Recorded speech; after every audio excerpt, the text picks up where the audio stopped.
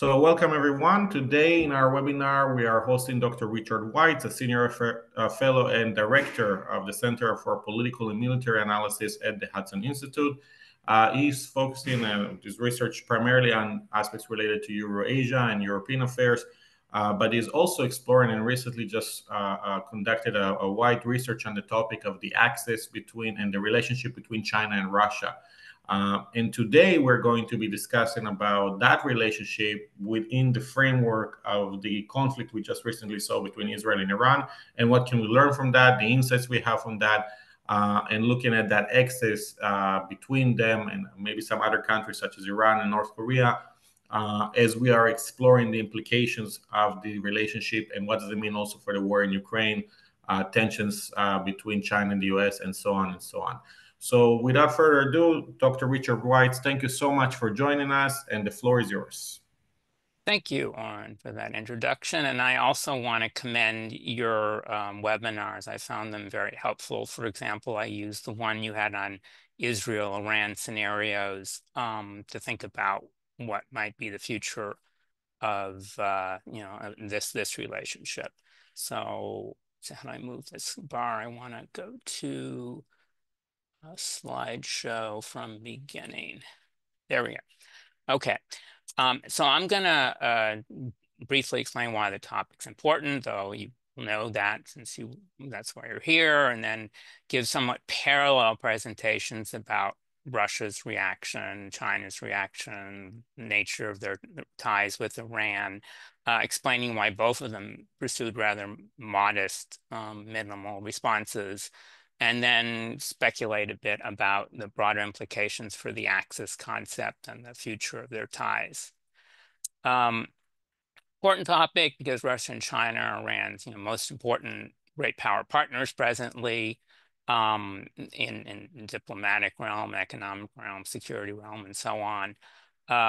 They certainly have made life, their help has been unfortunate for the United States, for Israel, for other countries as well. But it's an important feature of international politics, so we need to analyze it. Russia's immediate reaction was critical of Israel for focusing on violating international law. Putin immediately called the leaders of Israel and Iran. He told the Iranians, expressed a lot of sympathy, and also said he was pursuing some concrete initiatives to end the crisis. He told Netanyahu that the crisis had to be resolved exclusively by peaceful, political and diplomatic means, and then offered to mediate the conflict. More importantly, even before Israel attacked Iran, the Russians were focused on trying to keep the United States from using military force against Iran. And they had some positive efforts in this regard. Putin encouraged Trump to continue the dialogue, offered to mediate on the conflict between Israel and Iran once it broke out, and reaffirm Russia's readiness, as with the earlier Iranian nuclear deal, to help remove excess Iran's enriched uranium as part of any settlement. On the other hand, they were warning U.S. counterparts, don't attack Iran, don't contribute to the escalation. It could really be very destabilizing. And neither of these worked. The U.S., according to the Russians, didn't even tell them in advance about their surprise attack. That's, of course, not unsurprising, given the Russians might have warned the Iranians. After the attack, Russian government denounced the U.S. strike. Some Russian officials and analysts are saying, this is, again, sending a bad precedent. You're basically telling countries you're willing to attack, Libya, Iraq, Iran, and countries that don't have nuclear weapons, but you're not attacking those with do. So you're actually giving these countries an incentive to get nuclear weapons, which is kind of rich given Russia's behavior in Ukraine. But anyway, the Russians hosted the Iranian foreign minister. But there was really no concrete offer of military economic support, at least in public. And the Russians, Peskov, the Russia spokesperson for the Kremlin, said that Russians were just going to compartmentalize this issue and wanted to continue their dialogue with the United States on Ukraine and other issues. Looking back, Russian-Iranian ties, economics important. Russian energy firms have a major role in Iran's energy infrastructure. Russia has plans to work with Iran and other countries to carve out this north-south transport corridor, which will help Russia gain access to world markets and other countries as well, Central Asians as well. More interestingly, since Russia and Iran are the two heaviest sanctioned countries in the world, they've got a lot of experience on sanctions invasion and trying to develop means to counter U.S. sanctions. So that's an experience that they've uniquely built up.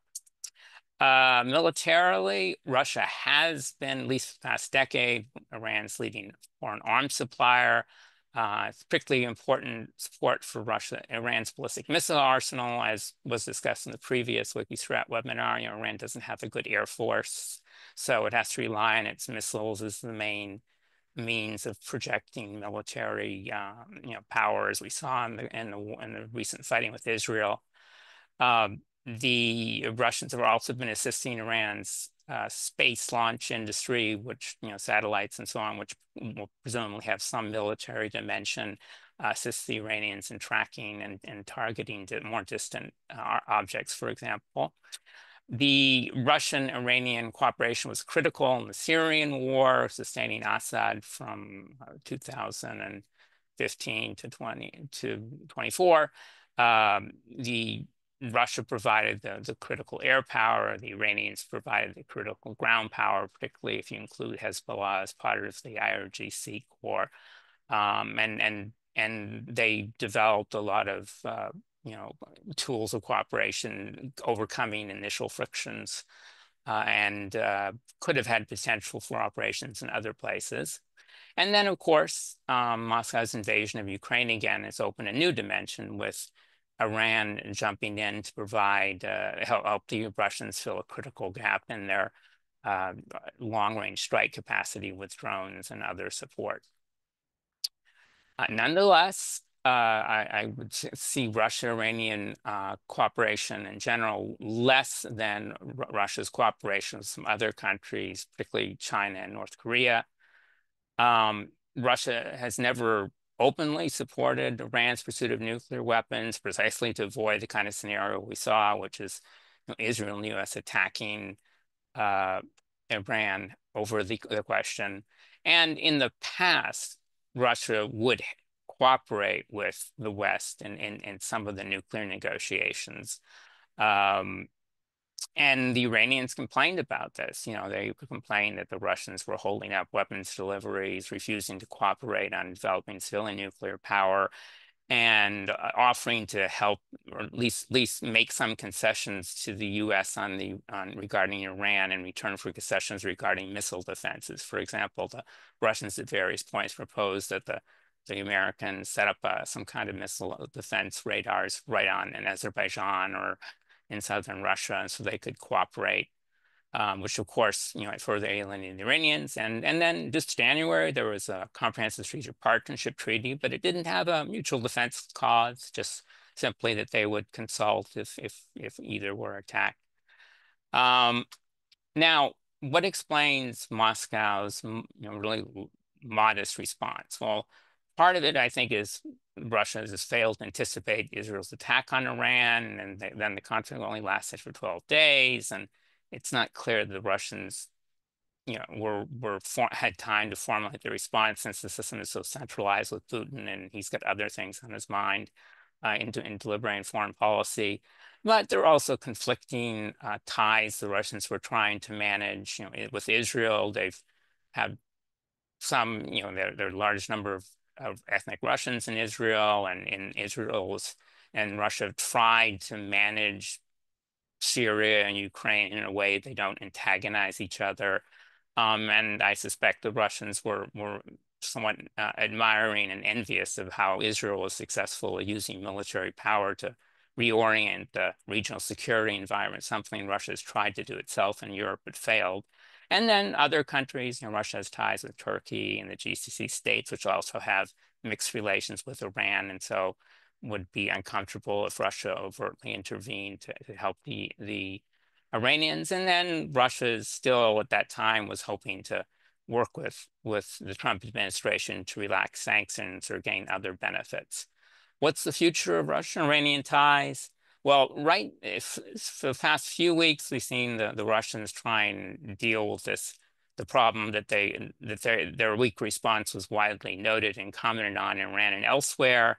And this follows the weak response in December when the Assad regime fell, and Russia didn't intervene, as far as we can tell, to stop it in any comprehensive way.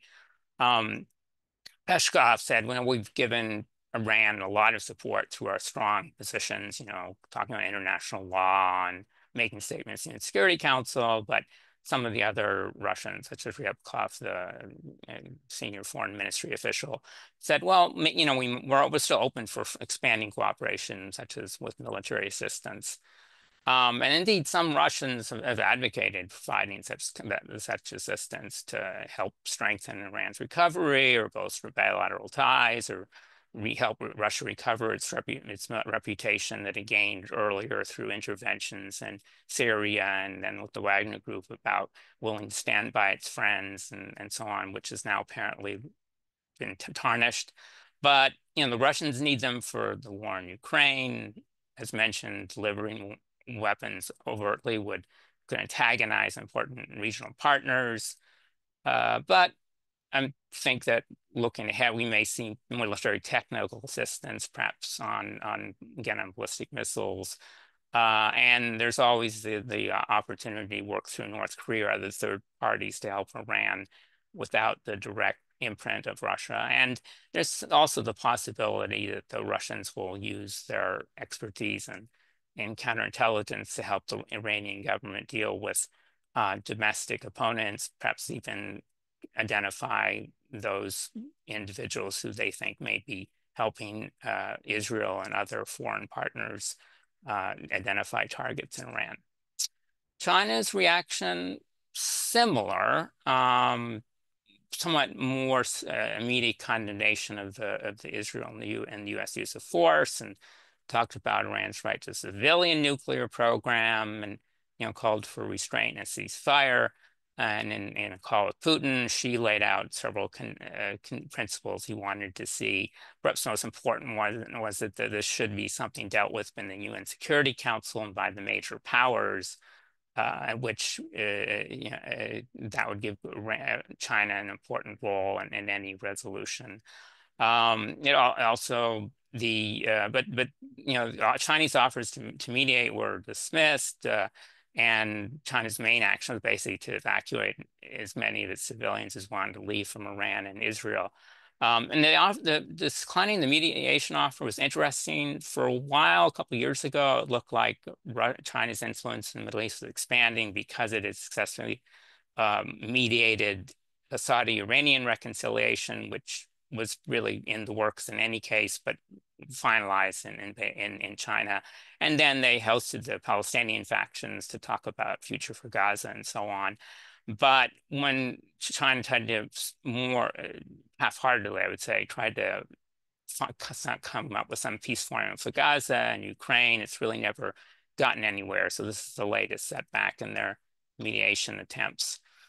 Economically, Iran's an important source of oil for China. It's difficult to figure out precisely what it is since it's concealed through various means. But it's thought that is almost all of Iranian oil eventually ends up in China because of China's demand and just lack of alternative country purchases that want to risk Western sanctions.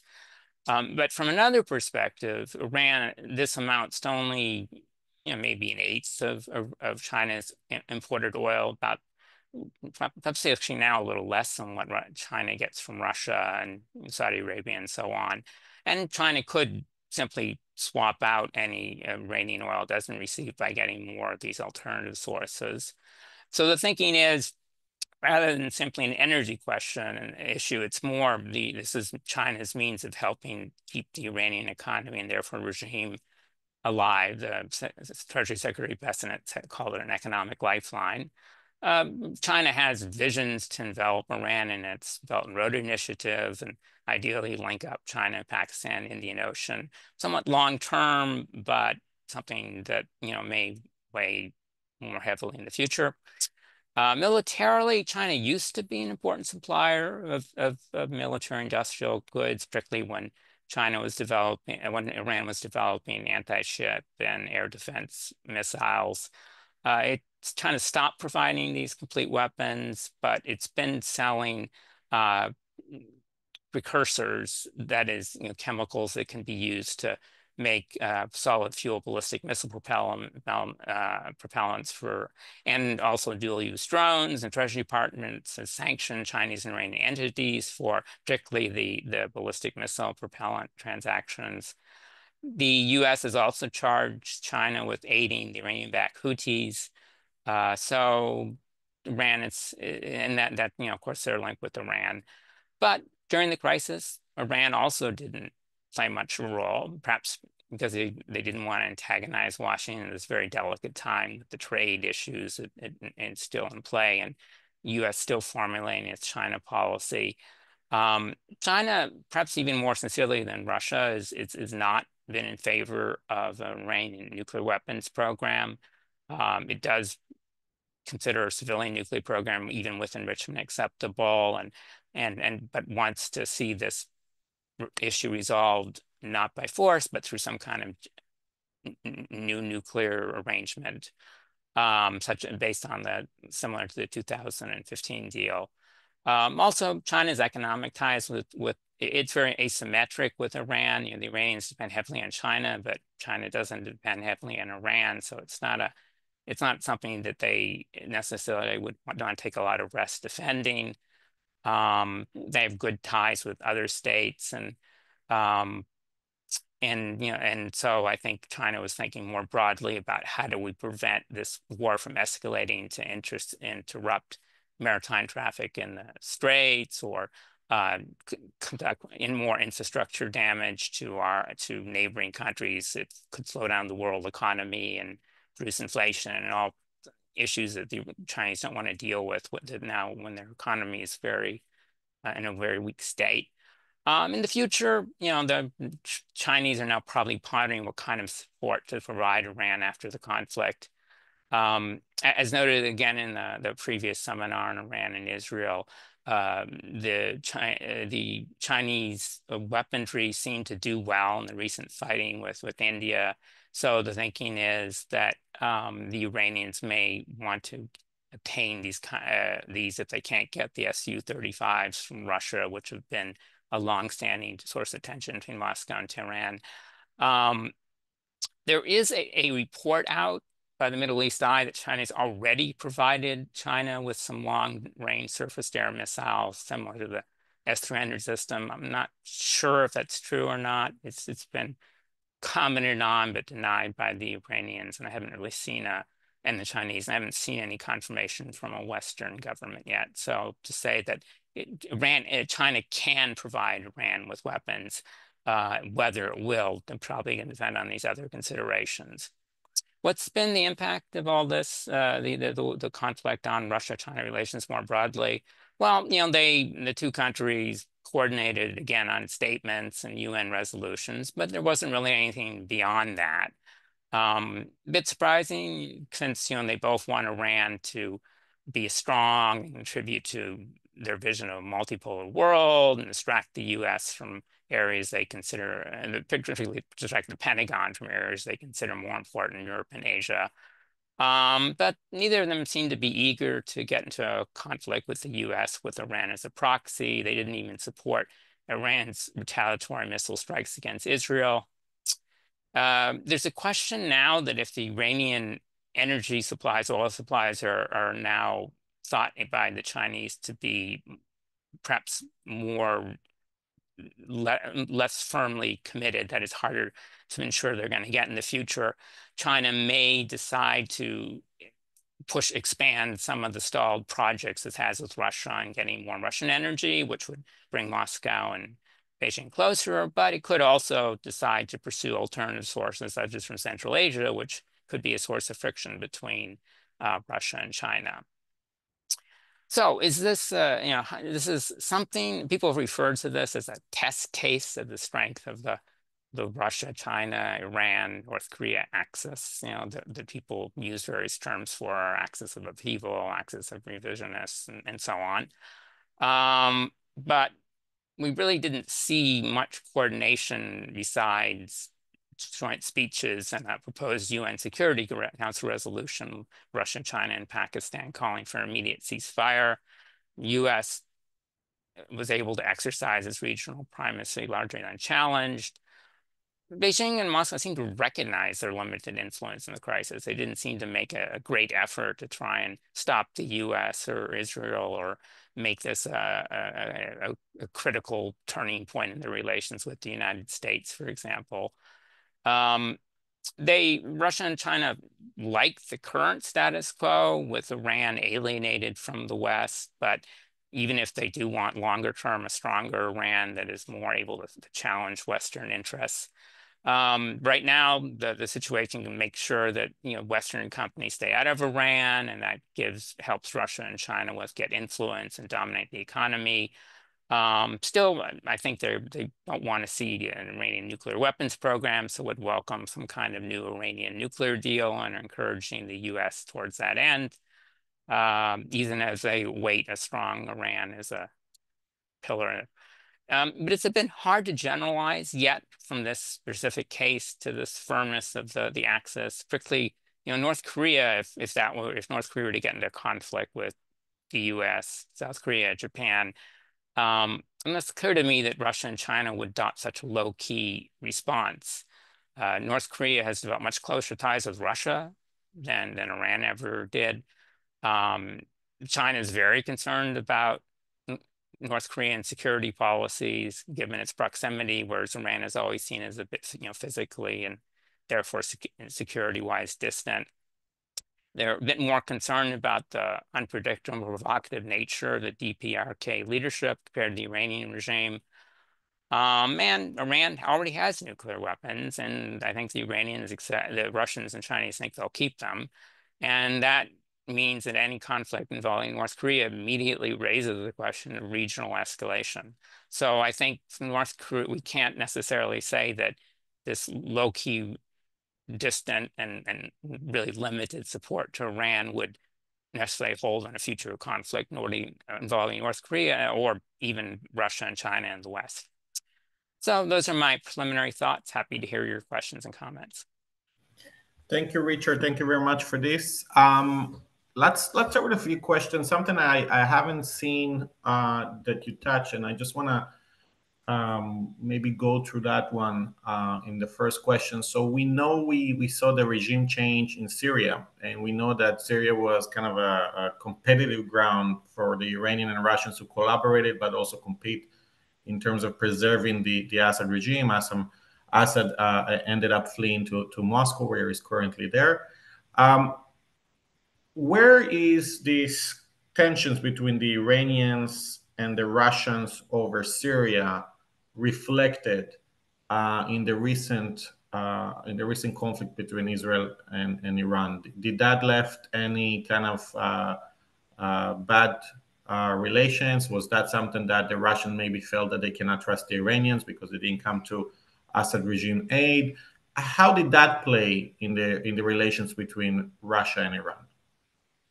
Right. So I can only really speak to the Russian perspective. I mean, I'm sure the Iranians were disappointed, surprised, and upset that the Russians so readily allowed the Iranians to be removed from Syria by the new regime, and Russia didn't intervene. I think that the Russians have made a calculation that it was going to be very difficult to intervene on Assad's behalf, given the strong support the insurgents receiving from Turkey in particular. They had grown alienated from Assad in some ways. He was very difficult to deal with. He turned down offers of reconciliation, even with the GCC states when they were open to it. They were aware of the corruption, the hollowing out of the military. Iran had provided important ground support, but thanks to the Israeli military operation against Hezbollah, that led to the collapse of the Hezbollah fighters, and therefore, Iran's role was substantially weaker, and so there wasn't really a strong ground force the Russians could work with, and Iran's influence had already been substantially weakened. And since then, we've seen Russia basically write off Iran and the old Syria regime. I think the focus of Russia has been trying to keep their bases there, and for reasons which I don't really think are correct, the Israelis would like them to stay there, but the U.S. and I think Europeans would like them to leave correctly, and I hope that occurs. But Iran's influence in Syria is now, I can't see that coming back under any scenario other than if there's a return to civil war and warlordism in Syria. I assume the Iranians are really upset about Russia, even if they didn't say anything, but now they have even more reasons to be upset given the recent fighting. And from Russia's point of view, it got what it really needed from Iran, which was the support for the drones and so on in the case of Ukraine. And that was a critical supply early on. But at this point, since they've got licensed production and able to produce so many drones on their own, they don't really need future Iranian support military, as far as I can tell. Iranians aren't going to send troops the way the North Koreans did. So I think, the Russians are not willing to exert themselves to help Iran in Syria or elsewhere while their focus is so much on Ukraine. One of the greatest needs that the Iranian needed, and not during the war, but way earlier in 2024, when Israel destroyed their air defenses, the S-300 ones specifically, was to replace those and bring maybe some more advanced ones, and the Russians did not provide that. Was that because the Russians could not provide it because they have their own shortages and their own need because of their war in Ukraine, or was that a strategic decision to kind of leave Iran at this situation and kind of move it as a way to pressure Iran maybe to make an agreement when it comes to nuclear negotiations? It's difficult to say because, both of those are plausible. Regarding the pressure idea, the Russians actually did that under Medvedev around 2009, 2010, when they were trying to put pressure on Iran to rein in its nuclear program. There were revelations about the covert enrichment sites and Natanz and so on that caught even the Russians by surprise. The Russians were voting with the U.S. in the Security Council to put sanctions on Iran. And as part of this, they cut back on their cooperation. They delayed deliveries of S-300. They cut back on support for the Bushehr nuclear reactor. And as mentioned, they tossed around ideas about working with the U.S. and NATO on a joint missile defense coverage against Iran. So that having a repeat of that is entirely plausible, but I tend to think it's more the Russians really have found themselves taxed through their underestimation of the Ukrainian aerial campaign, and so they've been struggling to develop their own missile defenses and can't really spare an S-400, an Su-35. Why they didn't fix the S-300s after they attacked, that's still a bit of a puzzle. If there was a technical shortage or so on, since that, as you said, left Iran very vulnerable.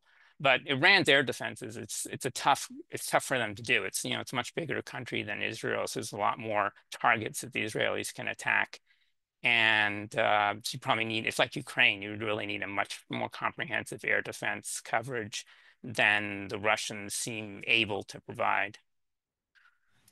It seems that recently Russia has kind of started a new strategy of kind of remind us the terror airstrikes that were taking place in World War II of kind of trying to psychologically terrorize the population by bombing with bombs. We see this now happening with missiles and drones that Russia is sending towards Kiev.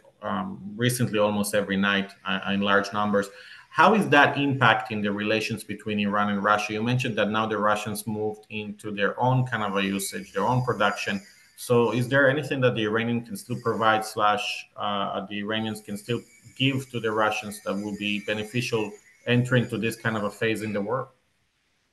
Well, one thing they could do, I don't know if they have it though, is if they manage to capture some of the Israeli drones or other technology intact that Israel used in the Russian fighting, um, I'm sure the Russians would be eager to get access to that kind of technology and perhaps reverse engineered or so on.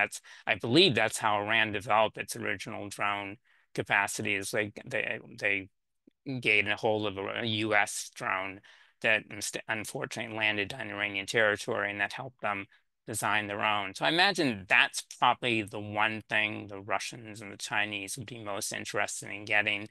But in terms of mass production of drones, I think the Russians have, unfortunately, as you mentioned, have now gotten as many as they're gonna need plausibly, and for the kind of missiles that are most effective, the hypersonic, so-called hypersonic ones, Iran isn't going to be able to provide those. And unlike the North Korea, the Iranians aren't going to provide, ground troops to just to make the Russians happy.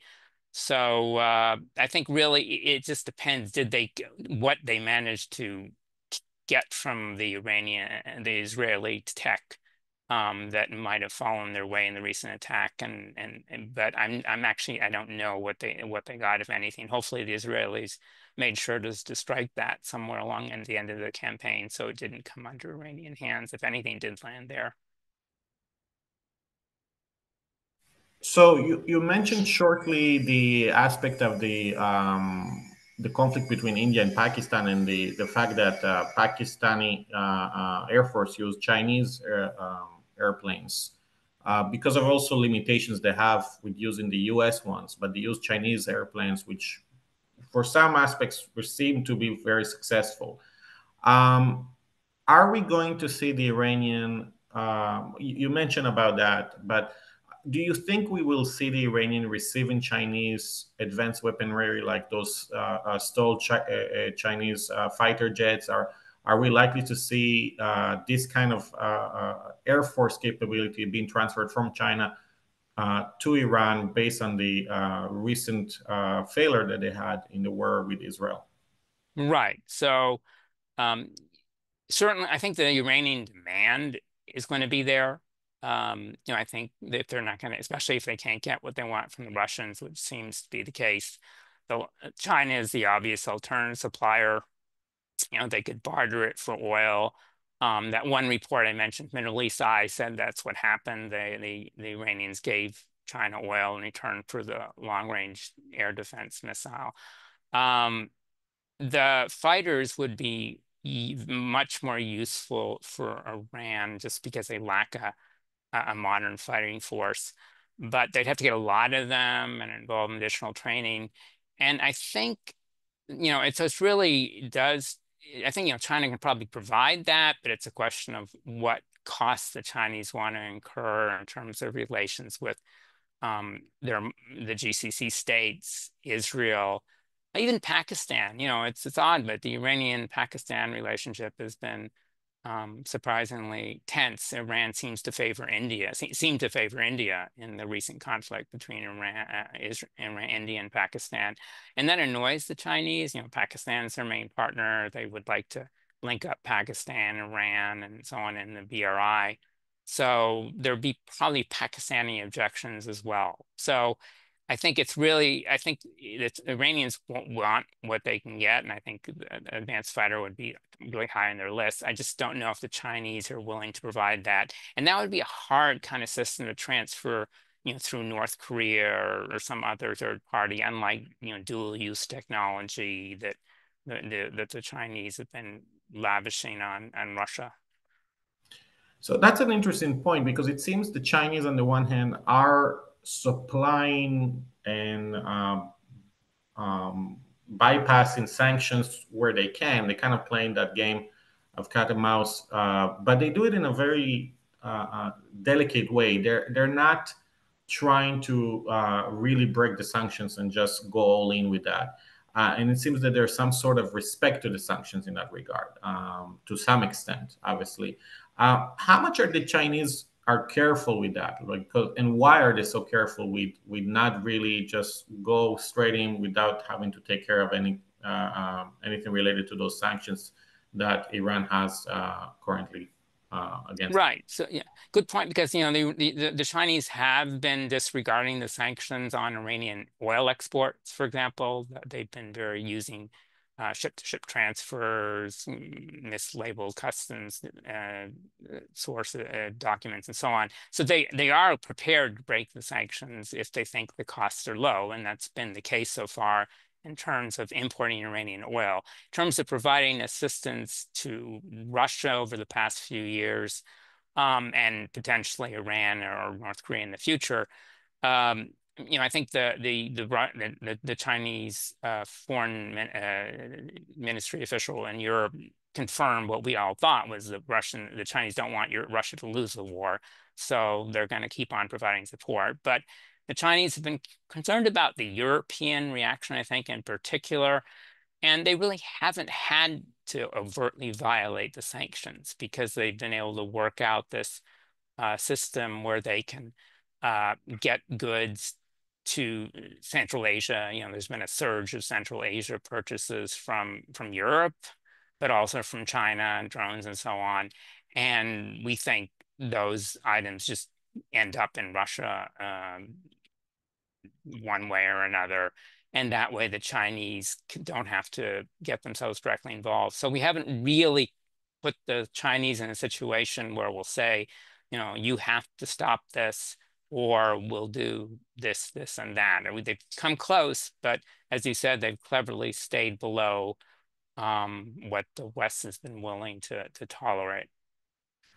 So the next question, I'm kind of dividing into three, but the context is one, what are the Chinese military planners and strategists are studying and learning from the conflict between Israel and Iran? Same question goes to the Russian ones, knowing already Western weaponry from the front in Ukraine, but I think they haven't seen an Air Force usage like the one they've seen in this conflict. And three, how much of that, going back to the Chinese, how much of that is actually going to be impacting any plans they might have in regard to an invasion of Taiwan? Yeah, so you correctly put your finger on the air power. I think Israel really showed the importance of having air superiority using, in this case, manned fighters with drones and clever tactics. And that's the one challenge the Ukrainians have had with Russia is, unlike most NATO and U.S. military campaigns, there is the good guys here, the pro-Western group here, don't have air superiority, and that's been a constant problem for the Ukrainians and as the Russians as well, since they haven't had it either. So you're ending up with these massive drone attacks. But this does show, I think, the importance of getting air superiority over the area of combat, which I think, that's what the Chinese planners are probably mostly concerned about, that Taiwan, though it's near China, it's not right next door like Ukraine. There's some distance. The Taiwanese are building up their defenses. And more importantly, I think they have to calculate, will the U.S. intervene? President Biden was somewhat explicit that he would. President Trump's been more ambiguous, but now that he actually intervened in the war with Iran, however briefly and very targetedly, it was described as a in and out type operation. That's still, I think, enough to give the Chinese pause. So they would want to make sure that they would be able to obtain air superiority over Taiwan, information superiority, not make the mistake the Russians did, was thinking that the population would not resist. And I would hope that this would push back the timeline for any potential Chinese military operation against Taiwan. And do we see any lessons learned from the Russian side? Not necessarily only to be applicable against the Ukrainians, but against NATO ally members in general that has advanced air forces with F-35s and so on. Do we see anything about Russian scholars, military scholars, strategists, policymakers, so on? Anything that the war kind of blew their mind and said, you know what, we need to go back to the drawing board and rethink our strategies because what we've seen is a game changer or so on and so on. Because at the end of the day, those were 12 days of an aerial campaign with air defenses is entirely shut down. Not a single Israeli airplane was shut down. It was basically a complete control over the skies. So what can the Russians take from this if they're looking into NATO members and saying, okay, this could be something we need to learn from and adapt? Right. I would think that there is such thinking among some Russians. I haven't seen anything yet. It's probably too early. Um, but the Russians have really been focused on the Ukraine war, which they tried some innovations at the beginning of the campaign. They failed. They then reorganized, and it's really been taking them a long time to get their act together in Ukraine. And so I'm not sure how much they're going to be focusing on uh, the Israel-Iran war uh, in the near term. As you said, it's probably very relevant for future scenarios involving a country that was going to get more support than Ukraine from the West, even a NATO country. Uh, and I think also would influence how Russia might deal with scenarios in East Asia or even Middle East. But for now, I haven't seen anything yet about anyone making those arguments to any extent in public, even though I'm sure there are going to be some military historians, analysts writing in more detail, and at some point we'll have access to that. But I just think that as long as the war with Ukraine is going to occur, Russia's interest and even ability to consider alternative scenarios and develop the resources and planning for that is going to be constrained. Looking back at the Chinese angle here and there, what they can learn from the war between Israel and Iran, how much are the Chinese worried about the level of Israeli intelligence infiltration into organizations such as Hezbollah and the RGIC, um, um, the IRGC? I mean, how much is that something that they're looking at and saying maybe we are not as safe when it comes to our information operation security as we are thinking that we are? How Yeah, much is that raising concerns? Because the level of infiltration was phenomenal, and it was a lot of it had to do with technology. So I'm sure there were Chinese policymakers that were looking at that and say, are we really safe as we think we are?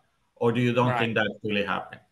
Right. So this is clearly a preoccupation of the Russians, right? Because the US was also able before and during the Ukraine conflict to really read what the Russians were doing, even make some of that public in advance. And clearly the US at some point, I don't know if it's still true, had very high access in terms of the Russian political military leadership, presumably people as well as electronic and other sources. The Chinese seem, at least until now, have not been that concerned. Due to some mistakes of the U.S., the Chinese were able to break up many of the U.S. spy rings in China, and they have a very successful counterintelligence campaign, unlike the Russians, who I think are still struggling with that, and are presumably going to offer ransom help in that regard, as we've mentioned, to help identify uh, to counter the intelligence leaks inside Iran.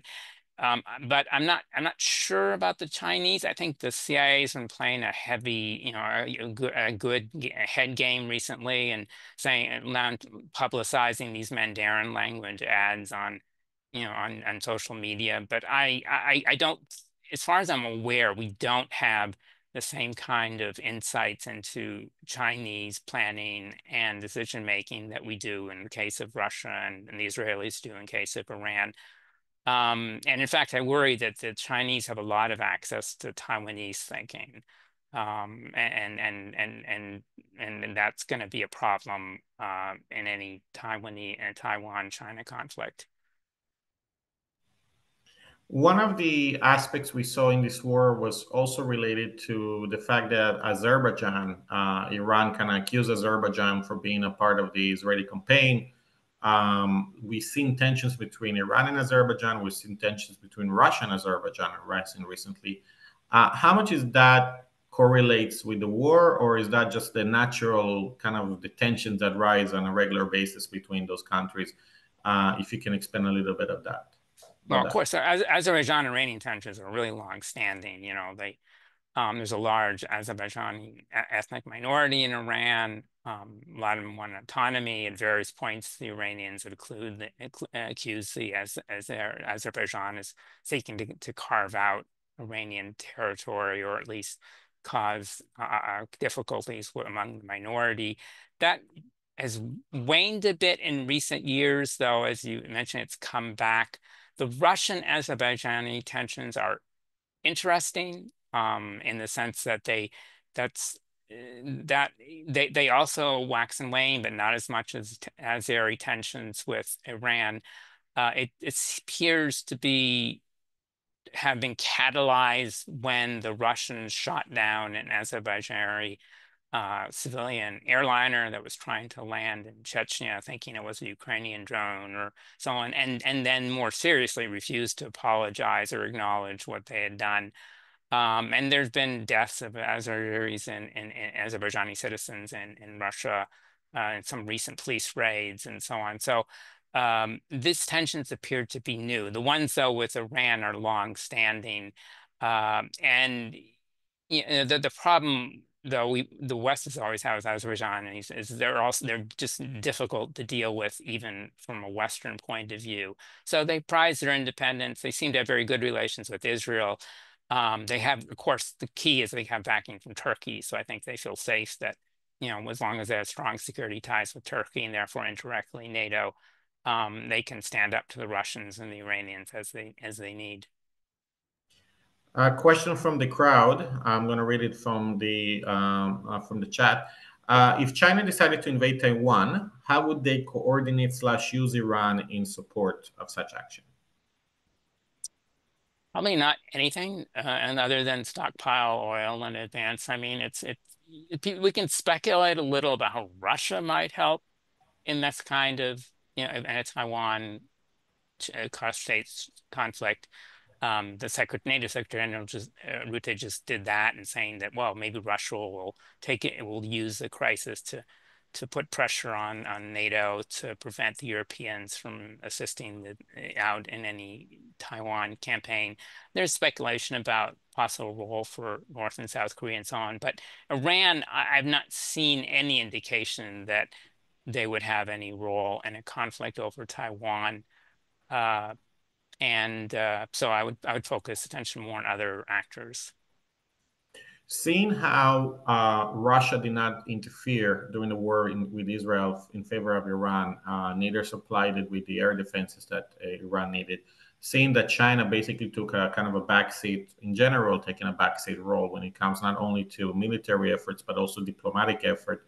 How much do countries such as Iran / even North Korea, even though North Korea is a different case, but let's focus on Iran here. How much do they re-evaluate this access, these relations with the two countries, or they basically have no other choice, or they have to take what they have, and that is pretty much it? Right. So my impression is the Iranians didn't expect much help from Russia or China. It's not clear to me they really asked for any, even when the foreign minister was in Moscow or defense minister was in China. At least in the near term, there's really little I think they expected from Russia and China, other than assistance on UN Security Council and so on. I think they're going to be more demanding now in terms of post-conflict recovery, particularly of their armed forces. Now, the fundamental challenge facing the Iranian regime and therefore Russia and China is Russia and China are not really, in my view, Iran's natural partners. If you had a free election, if the opposition ever came back into power, you would normally think that Iran's natural economic partner would be Europe. They would sell and give energy to Europe, and Europe would provide um, high consumer and other goods, industrial goods, and so on. And that Iran's natural security partner is the United States because it's a distant, balancer and it has an important role in the Gulf. So the Russians and the Chinese are constantly worried, particularly a decade ago at the time of Ahmadinejad and the mass protests, that if there was going to be a forceful regime change in Iran, the popular revolution succeeded, they would lose big time. One, the new government holding them responsible for the atrocities. If you remember in 2009, 2010, 2011, there was a lot of chance death to Russia because the Russians were seen as supporting the Iranian regime and so on. I imagine that, and since then, there's a lot of complaints about China's assistance to Iranian internet controls. So they could be punished by the new regime. Any new government would naturally reduce tensions with the West, which, as we see in Syria, could receive removal of sanctions, which would allow Western companies to come back in, and that would displace the Chinese and Russian companies that Iran has had to use because there's no other alternative, and perhaps open up security cooperation. So an important objective in Russia and China was to avert regime change. So I imagine when Netanyahu, Prime Minister Netanyahu, started commenting about regime change as maybe not an objective, but a desirable outcome, and called on the Iranian people to revolt, I imagine that would have struck a very deep concern in Russia and China if they considered that potential to be high. But for now, they like the current situation in which, even if there's going to be a nuclear deal, tensions between Iran and the West will stay strong. Western companies will stay out. That gives their companies a monopoly. The Iranian regime may not like that they're not getting enough support from Russia and China, but they don't have any alternatives. So they're generally focused on keeping the status quo for now, even as in the long term. They, of course, would like Iran to play a greater role in a multipolar anti-Western order. Before we go into the scenario questions, how much do you think would the governments or the leaderships of Russia/China or both will interfere in favor of the regime in Iran in case of popular revolt, the people going to the street asking for a regime change? Right. Well, it would be difficult to intervene if that process were occurring. It's what they've been doing in the past is trying to prevent that. So they've providing a lot of internet control technology. They've Chinese, as we mentioned, we speculate one reason China buys so much oil from Iran is simply just to help the economy and therefore the regime stay in power. There are apparent intelligent links between Russia and the Iranian regimes. I think their focus is on averting those kind of popular revolutions. And they've been somewhat successful in that, the wave of Middle Eastern revolutions, the Arab Spring, and then the revolutions in Georgia and Ukraine. That was when I think they were most alarmed by that. Presently, I don't think they consider the potential for regime change to be high, at least from the ground up. Now, we'll have a new supreme leader soon. Presumably, we won't see any major change in foreign policy. So that long-term regime change is still something they're going to worry about. Iran has had several popular induced regime changes every few decades. So another one is not excluded. But there's not much Russia and China can do after it starts. It's more they're trying, I think, to avert it. Last question before the scenarios from the crowd. Is there anything that the West, i.e., U.S., European countries, etc., can offer Russia and China, or either, for them to withdraw their support for Iran in an attempt to isolate Iran from the political and other type of supports? I would say yes. I think trying to get China and Russia to abandon each other is a lost cause. But they sacrificed Iran before for various reasons. I think they can do it again. I think it would be difficult for the moment with the Russia and Ukraine war to get the Russians to do it unless you were to offer, the concessions, I think, which wouldn't be something the West could make. The Russians might say, well, all right, we'll give up on Iran, cease our support for the Iranian government, not providing more military assistance. If recognize our peace terms in Ukraine, acknowledge our occupation of territory, membership name, and so on. I think that's just, it's too much for President Trump. As he recently said, I just think it'd be too much simply just to give up on Iran.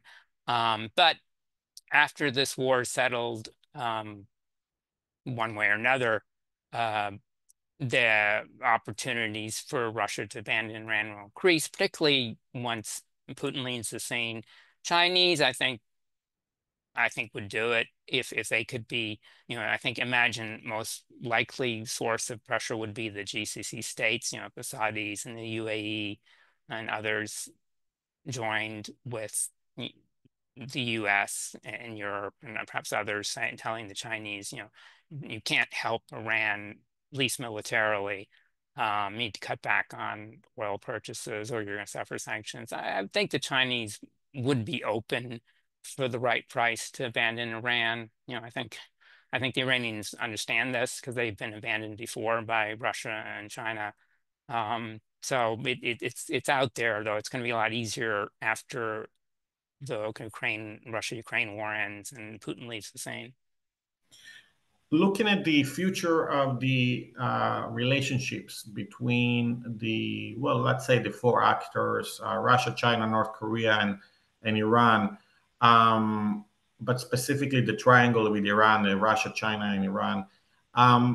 If you can give me three scenarios, one best case scenario for this relationship, i.e. this relationship getting stronger, deepening, which benefits the actors in it, or at least most of the actors in it.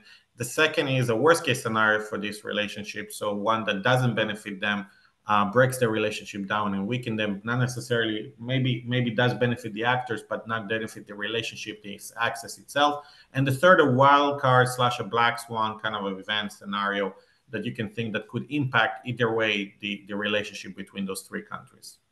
Right. You're correct to point out that it's not necessarily true that any scenario is going to be good for all three countries. In fact, you could argue it would probably be better for one, but not so great for the others. But to say from an abstract point of view, what would be best for the Iranians and the pro-Iranian groups in Russia and China? Well, that would be, clearly the path we've been seeing with Iran fully integrated into the Shanghai Cooperation Organization, the BRICS, perhaps some kind of affiliation with the Moscow-led Collective Security Treaty Organization, Russian and Iranian and Chinese companies going in to help rebuild Iran and expanding their role. Iranian regime benefiting from perhaps military assistance, and this occurring in a context where it wouldn't antagonize the GCC states because they have their own, different competing. So some kind of alliance that may or may not involve a mutual defense clause would probably be the best the Iranians could ever hope for, though I consider unlikely. Worst case scenario would be, I think we touched on it, which is Russia and China selling out the Iranians for other benefits. That would certainly be bad for the Iranians. It might be good for Russia and China, depending on what else, if they can get Ukraine or Taiwan.